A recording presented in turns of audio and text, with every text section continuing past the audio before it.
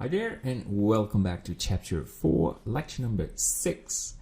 So we added a material on the muddy terrain and now it's time to add some displacement. And I mentioned in the previous lecture to add some displacement on the front and on some random places. We don't want to have this bumpy look all over the place.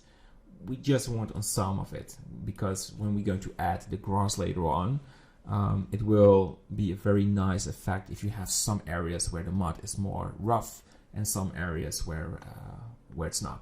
All right, so the way we do this is left click on the terrain, so it's selected, and I can see the sunlight is stored in the terrain. We don't want that. We want to put this in lights and camera.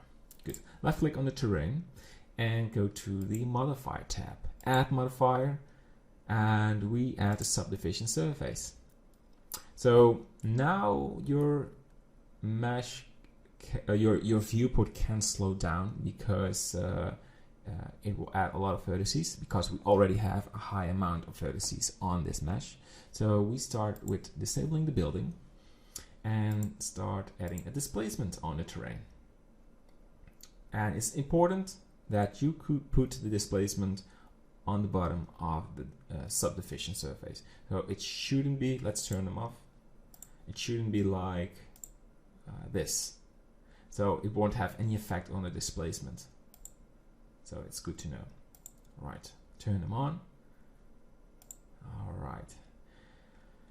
So click on new. And we go to the texture tab. And it's called texture 001. And now I would like to rename it. Call this mud terrain. And go find your muddy texture, and this is the displacement map. Open it and go back to the modifier tab. It's now applied, so you can see when you go to solid mode, it's looking rough. Material preview, yeah, solid.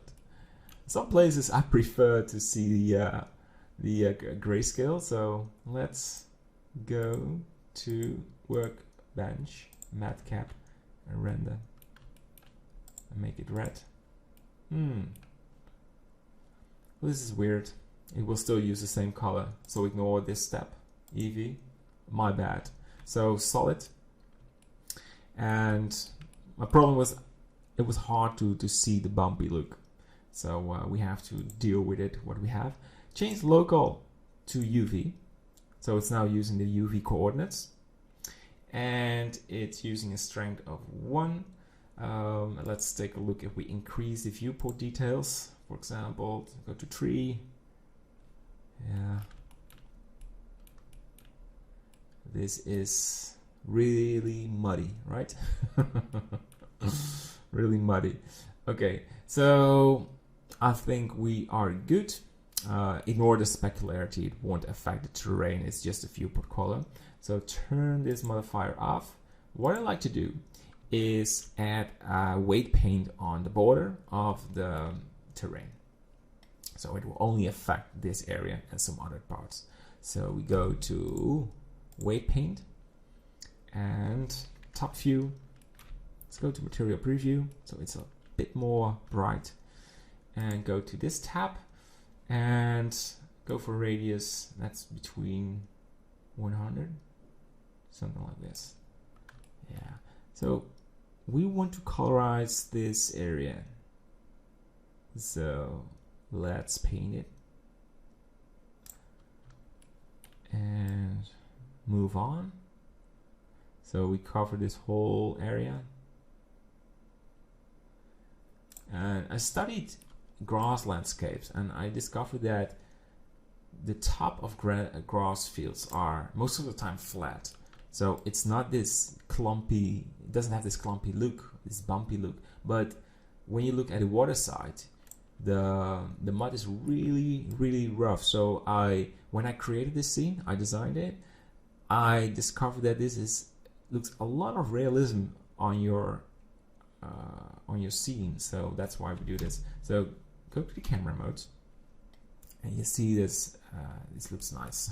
What is nice and what is not nice? I should probably not say nice all the time, but it's slightly balanced. That's why I call this nice. So we maybe decrease it a little later. So go to the object mode. We want to add this to this data, group data. Call this mod.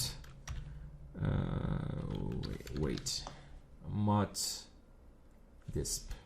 That's better. But we can recognize this if we're going to add, for example, a gross vertex group.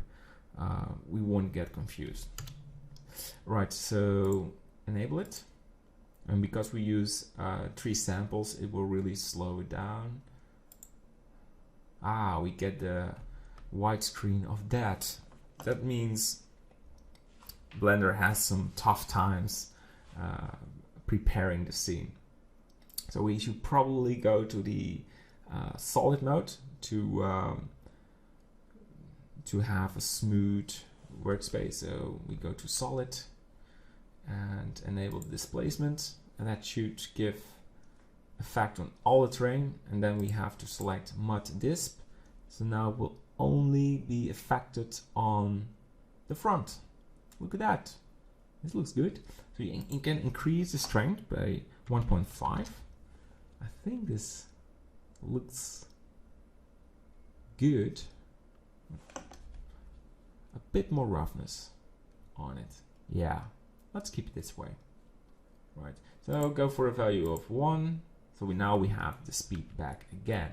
So I mentioned that I want to have it on more areas, not only on this one. So turn it off to have speed in the viewport, weight paint, and add some over here, and some over there, some over there. This random spot, you know, there's not really and you definitely want it here on the canals. Right there, and some over here. Yeah, not bad at all. And you can smooth it out by using some lower values. So you have some and they go inside each other. And that's how you make a nice blend. But you definitely want some of weight on this area. Good. And I want to lower it a little bit on the sides, because in my opinion it was a bit too much.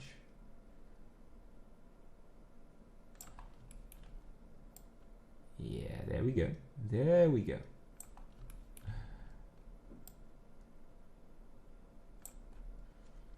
So let's keep it this way, and we go to the object mode, and let's have a quick preview of the displacement. Yeah, let's add one more sample, and I think we should add less. That's too rough to me. So go find this weight paint tab, and I want something between this. It shouldn't be red. Good. Oh, add some over here, some there. Good.